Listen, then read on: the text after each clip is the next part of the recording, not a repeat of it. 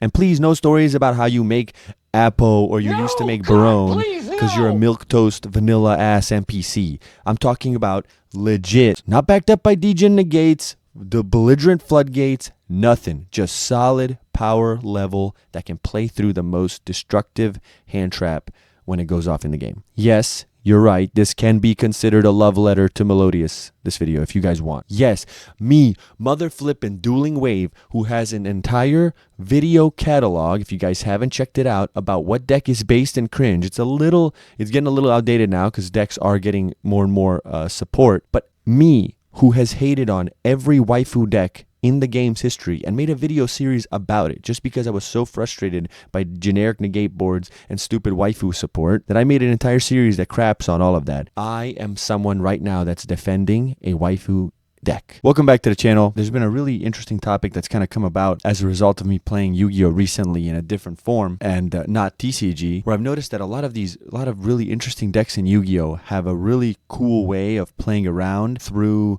with Nibiru. They play mechanically a very interesting way where, like, Nibiru, one of the issues with Nibiru, it's either horrible, like the worst card in your hand, or broken as all hell, right? That's one of the issues with Nibiru. Well, these decks that I've discovered, I guess, or seen, I'm sure you all already know about the decks. They're not discovered by me. It's not like a freaking mineral in the ground where it's discovered. No, it's just like because of Snake Eyes and whatever, Yubel dominance, you don't really get to see these type of decks in the game, you know. But there are these decks that really interact with Nibiru very interestingly, where they actually allow Nibiru to shine for its intended purpose to either stop your turn, stun you a little, lower the power level of your board, but you can't negate it, you can't stop it, you have to play around or through it, and it's not just the standard bullcrap. But these decks are so cool and so interesting. Let's get into it. Draw your last pathetic card so I can end this, Yugi. My grandpa's deck has no pathetic cards, Kaiba, but it does contain the unstoppable Dueling Wave. Welcome back to the channel, guys. So glad to see each and every one of your beautiful faces. Now, I hope this topic interests you as much as it interests me. It shows Konami actually does care about card design and can make really interesting decks, not just the standard BS. But anyway, let's get into some backstory, the lore, I guess, of the channel.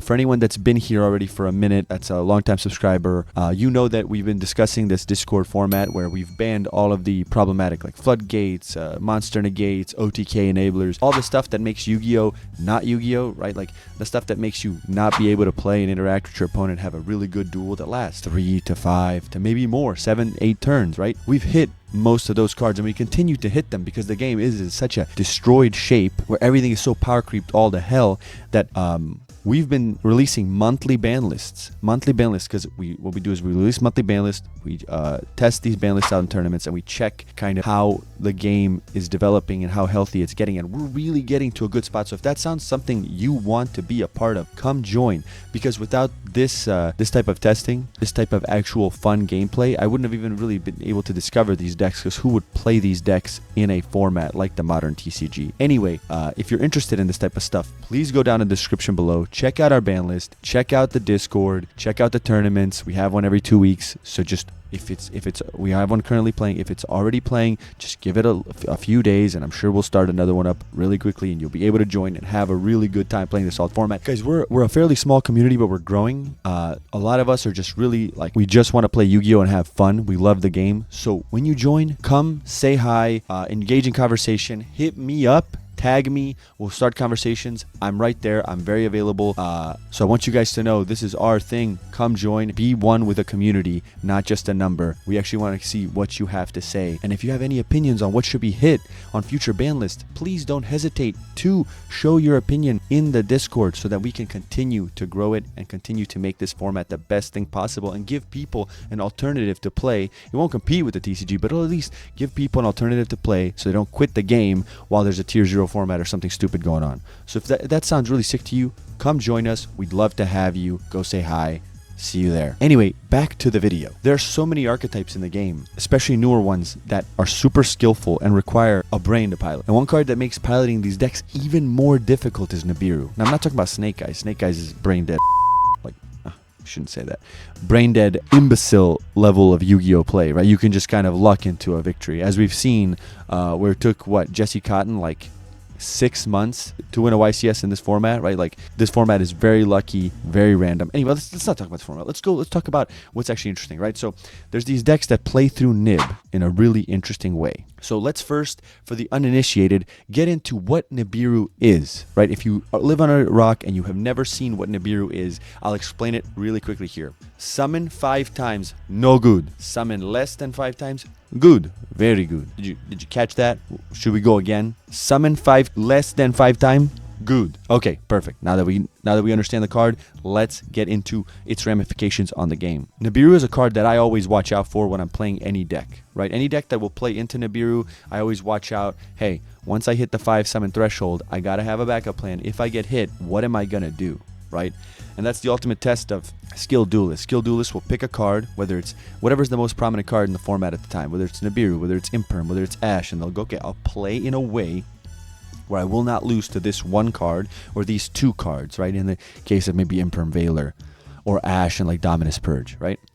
So with Nibiru, a lot of times I choose Nibiru just because it's a lot of times the most devastating for the decks I choose to play. I don't like to play negates, and so what ends up happening is I always conscientiously choose to play around Nib. Now sure, sometimes it's unavoidable. You're going to play into Nib, get cooked, and then your turn's over, right? But there are ways for you to be in more control when Nib is involved. So that's where the video idea came from, right? Playing skillfully around Nib and noticing certain decks and how well they actually do it. Now, of course, there are decks out there that summon 4 times and then just pass their turn. That's cool. That's fine. You know, I'm talking about your Pure Fire King when it dropped, or, you know, Kashtira when it was in its prime. But that's not what I'm talking about here. That's not, oh, I skillfully played around Nib. It's just my deck's designed to not lose to Nib. Right? But one thing is, no one ever talks about the guy who did not get burned by the fire, who stood 30 feet away from the fire, right? We don't look at, hey, that guy didn't climb the mountain, and so therefore he didn't die falling off a mountain. We're looking at the guy that's on that freaking tightrope, walking with that giant 100-foot stick for balance, and he makes it to the other side, and we're like, let's go! You did it! You played through Nib! That's essentially what it feels like, right? I'm talking about the Hawaiian dancer that's doing flips with fire, landing in his mouth, coming out his ass, all that stuff, right? He tiptoes the line between death and entertainment perfectly, and that's kind of what Nibiru is, right? We are tiptoeing the line between salvation and destruction so closely. And just for some examples, kind of what decks I want to talk about today is, dude, decks like Melodious, Ritual Beast, Branded, Unchained, etc., etc. There's so many decks that do this. And why I pick these decks specifically is because these decks have to go into the danger zone. They have to walk that tightrope and make it to the other side, right? They have to summon 5+ times in Nibiru danger, and you have to know how to play around Nib every single time, right? With every action, there's a potentiality that they can nib you, and you must know how to respond to Nib in every one of these actions. Now, when this happens, right, to these decks, this doesn't result in basically the same board, usually. This doesn't result in a better board. It results in probably like 80% of the board that they could have made if they weren't nibbed, which is exactly where Nib should be. Nib checks absolute degenerate combo decks that go spam for 300 years. And for these healthy decks in the game, what it does is, hey, the opponent still used a card from their hand. You know, like how much would an Ash Blossom hurt the average deck? That's kind of where Nib should be in terms of pain. It's meant to stop the top combo. It's not meant to stop your average solid deck that summons 6 times to make like 1 interruption, 2 interruptions.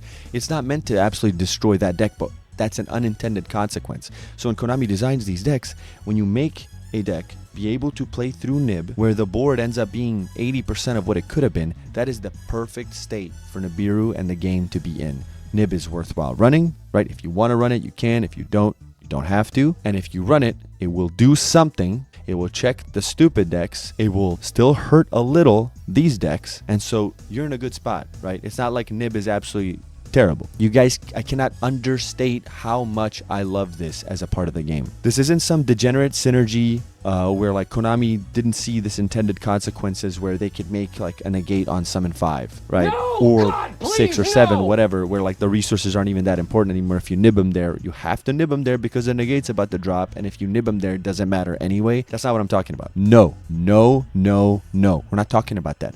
We're talking about actual skillful play and interaction in this game. Can you believe it? That exists if you kind of let maybe a third party control the ban list and not Konami. We can't do that because of money. But no lame Baron de Fleur or Totally Awesome or Appaloosa right? This is letting Nib resolve, still playing through it skillfully, right? It rewards you for knowing your deck. We believe this? Can we believe that we're actually giving people like, hey, you know how to play this game. You're good at this game, so here's your reward. Not just spam this negate and auto win. Right? Is that kind of like that's what I'm trying to get at. And the main deck that really turned me on to this idea, because when I saw how it did it, it blew my mind, guys. And for all of you, thank you for your patience. Guys, Melodious is absolutely amazing. This deck is perhaps, other than maybe just one line of text on Ostinato that could have been, hey, you can only summon like fairies or whatever that turn.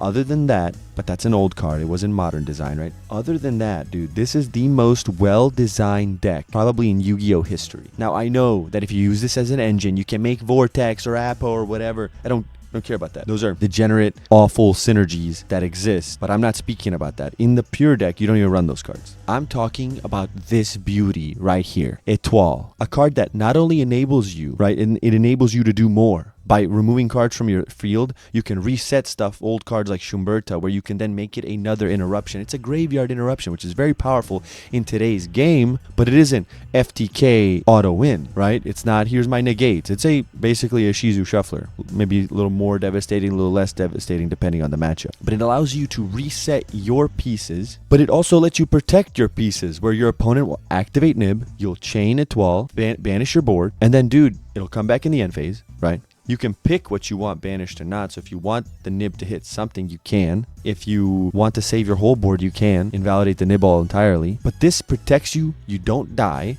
The Nib says, hey, stop playing, right? So you will, after that, you usually will stop playing. You won't be able to make way more combos after you get nibbed. So the Nib does its job. You end on a meager solid board that you don't die from it. Like, amazing. Absolutely amazing. Like, whoever designed the Melodious support should get like a Nobel Peace Prize. Instead of him just going, hey, let's make a negate, this guy said, no, let's make this deck actually cool and skillful, where the interrupts end up being a DD Crow and a bounce. Not backed up by degen negates, the belligerent floodgates, nothing. Just solid power level that can play through the most destructive hand trap when it goes off in the game. Yes, you're right. This can be considered a love letter to Melodious, this video, if you guys want. Yes, me, mother flippin' Dueling Wave, who has an entire video catalog, if you guys haven't checked it out, about what deck is based in cringe. It's getting a little outdated now because decks are getting more and more support. But me, who has hated on every waifu deck in the game's history and made a video series about it just because I was so frustrated by generic negate boards and stupid waifu support that I made an entire series that craps on all of that. I am someone right now that's defending a waifu deck. But I can look past all that and show some great respect for absolutely phenomenal card design. Another one low-key is like Trap Tricks.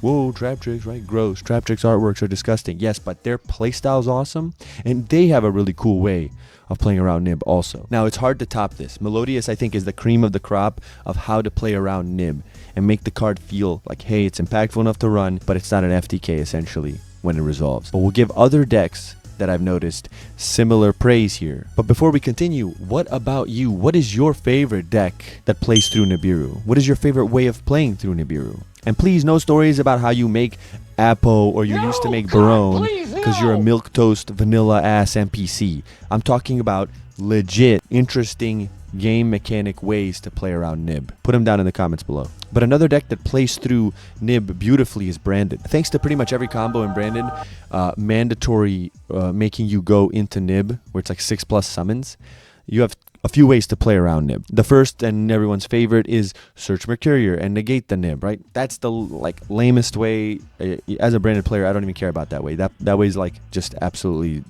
It's like in theme Barone, right? It makes you, when you're playing against Branded and you know they have the Mercurier, you're just like, why did I even run Nib? I should never even run this card in my life, right? That's not what I'm trying to do. I want to talk more about good old Guignol, the Dusk Dragon. You know what I'm talking about. Him or the Mirror Jade Banish effect. So those are the two ways that you can play around Nib, aside from the Brain Dead negate option. So once Nib resolves and takes out your whole field, you can then, since a monster was summoned by card effect, you can you can banish the Guignol from the graveyard and special summon Quem or Dogmatica Maximus from your deck, or Despian from your extra deck.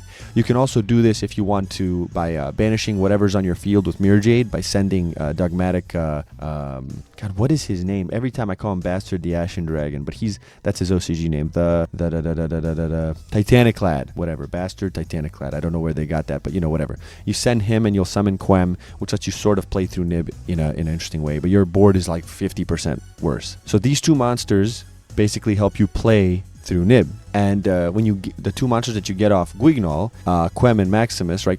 You get Quem either direction, but you have the option of, well, I guess you can still get it off of the Titanic Lad, also the Maximus, but you wouldn't do that because you can't trigger its effect in the end phase. So essentially he's a Quem or bust, while Guignol is a Maximus or Quem. And what this does is it gives you versatility where you can do Quem the moment something leaves the extra deck on your opponent's turn. You can summon your Mirror Jade back, all of a sudden boom, it's reset and you have brand new interaction. Or Maximus, you can Foolish Burial to extra deck monsters, and then you can set up more for next turn, setting some traps, setting whatever, have a layered interruption. Are either of these options better than if you never got nibbed in the first place? Hell no. Nib hurts. The board is way better if you don't get nibbed, but you won't die, probably. The next two examples will kind of be lumped together because they deal with the issue similarly, but not exactly the same way, and they're slightly less interesting than the first two examples of Melodious and Branded. I think Melodious and Branded just do it the most beautifully. It's kind of funny that they're both fusion decks, but these two still do it more interestingly than good old Barone or Appaloosa and whatever you like to play to summon to make you feel like you have skill in this game. And the two decks I'm talking about are Unchained and Ritual Beast. So they both do similar stuff where they summon a lot into Nib, and you have to know at exact times what you can do to pivot off of Nib. But we'll start with Ritual Beast since they're a little bit newer. So I'll talk about them. Why I still like the way they play through it, even though it is a negate. Now I'm not talking about the Apo, right? The Apo is trash. I hate that option. I think that is the most degenerate option. But what you can do instead of making Apo in the same instance, because the monsters you'll have on the board, you're actually able to make the extra deck negate for Ritual Beast. I forget his name at the moment. I'm drawing a blank, but I'll put the card up on the board right here. So he lets you in theme be able to negate the nib. Your opponent has to nib you beforehand. It'll take some resources away from you, and you have to play into like this direction, which will make your board slightly a little bit worse. You're not able to go full greed mode, which is kind of what Nib is trying to check here. So another check mark, right? Nib does its job against Ritual Beast. And this card for to negate, you still have to actually have, with the in-theme negate, you have to banish a Ritual Beast card from your hand, which still, like, you're still trading the Nib for something. So at the end of the day, the Nib is never complete crap, right? It makes you play a certain way if you're a skilled player, and you lose a card from your hand. These are all good outcomes and what Nib is trying to do. But sometimes this deck can't even play through Nib. Sometimes you have to go down a combo line where you just drew the Konahawk, right? And you have to do the Konahawk play, which plays hard into the Nib and dies hard into Nib. And this hurts the deck's win percentage, which, contrary to popular belief, is actually a good thing. Now, Nib is stupid when it 33% of the time, or I guess going second, you're still drawing 5 cards. The 6th card, if you draw Nib, is terrible. So 33% of the time, you draw Nib going second. 33% of the time, against certain decks, Nib just auto wins. Now, if your deck is a FTK, like I go and summon 7 negates, but 1 Nib kills me, Nib is doing a great job there. It should do that, right? But against normal decks that are solid, that just make some solid interruption, and then when you go back and forth into an interactive game, Nib almost FTKing those decks 33% of the time is stupid, right? That's why Konami should do things to make those decks be able to play through Nib, because Nib should not be ubiquitous all over the game. It should be just mainly as a check to the combo, and then still have some use against these decks, but not like, it just should feel like an Imperm or an Ash Blossom in my opinion. But even then, even when Ritual Beasts are in a bad spot, have to play hard into Nib and get Nibbed, you still, if they hit you at a certain point, you can still just search with Konahawk, Alti Konahawk or whatever, you can still search Steed's Ambush, and then you still on your opponent's turn are able to have some interruptions where you can non-targeting pop 2 cards, essentially, because you'll be able to summon guys off of Ambush. So still, even then, you're able to play somewhat through Nib, which is awesome. And then the last example is Unchained, and perhaps my least favorite example because it uses an out-of-theme monster to negate the Nib, which is kind of problematic, but overall, why I still like this deck, and I can't hate on its way that it plays through Nib, is that it has to go into Nib, and it has to go into Nib hard. You have to summon like 6, 7, 8, 9, 10 times before you can make your full board. And you have to know how to play through Nib at every junction of your combo. right? So Caesar, allowing you to basically negate the nib, your opponent will try to stop you when you put 2 level 6s on the board. But there's multiple ways to get to those 2 level 6s and maximize your efficiency, where then if they nib you, it'll hurt. It'll never be fine when you get nibbed, but you're still able to play through it. And then once you are nibbed, you pivot into basically 2 end boards in the deck. You can make Caesar again, right? Instead of they deny you Caesar here, where they deny you their full board, what you can do then is you can Muckracker back into Caesar, and then, you know, we're balling. Or you can make Nightmare Griffin, which, although it's a degenerate, gross, and ban-worthy card, and should be banned one day, it's still an option that Unchained does. And you don't actually go into the Griffin line until you get nibbed. So it's like your opponent has a decision. Well, can I play through the Caesar Rage escape set, or can I play through a Griffin? Right? And so then nib still gives you, even if it's not that impactful, it still gives you an option, because hey, if I nib him and he goes into Griffin line, I won't have to deal with Caesar. And if my deck can deal with Caesar in this moment, I'll let him get into Caesar. If my deck can deal with Griffin, I'll go with Griffin. So still, it ends up being skillful on who wins this game, and nib does have an impact no matter what you do there. Now, after that, there are other options, such as like Seals and other decks, right? When Seals is tributed, it can summon a dragon from the deck, and you're able to keep playing and whatnot. But overall, the ones I listed already, those are really my favorites. There's plenty more examples that we could be here all day discussing them. But Konami, I think, in the future should consider making decks, when they make mid-range decks and solid decks that have this, the way that it kind of is in my head of like how decks should be playing, like Melodious branded and whatnot. Not combo, full-out combo branded. I'm talking about just solid mid-range branded. You're trying to do the Mirror J branded red play. I think that decks should have options to play through nib and not get absolutely killed. Because mid-range decks, they don't have enough resources sometimes to be able to, if they can't play through nib, they'll just die, right? They'll just die in that moment. But if you give them resources, they're the most interesting decks to play, they're the most fun decks to play, and they're the most interactive decks to play. So if you support these decks, just giving them, hey, if you get nibbed, it might not be the best, but you're still going to have something, that's exactly what decks should do, and not focus on Barone, Toad, Apo crap to stop nib. What that does is it just makes nib the worst card in your hand. You'll activate it, nothing happens, great. Wow, this is great, and they still have negates, right? Because they can probably SP the Barone away, or they could, the Apo still has like 5 more negates, you know what I mean? That's hyperbole, don't get in my comments, I'm just saying. And then, but if you don't have that, if you don't have the negates, and you don't make like if you don't have a skillful way of playing through it, what happens is you just get nibbed and killed on the crackback. Yay, great, Yu-Gi-Oh, so awesome. But what do you guys think? What's your favorite way of playing through nib? Don't forget to leave it down in the comments below. If you found this video sweet, please subscribe and like the video, and continue down the rabbit hole and check out my other stuff here. Otherwise, I'll see ya as always.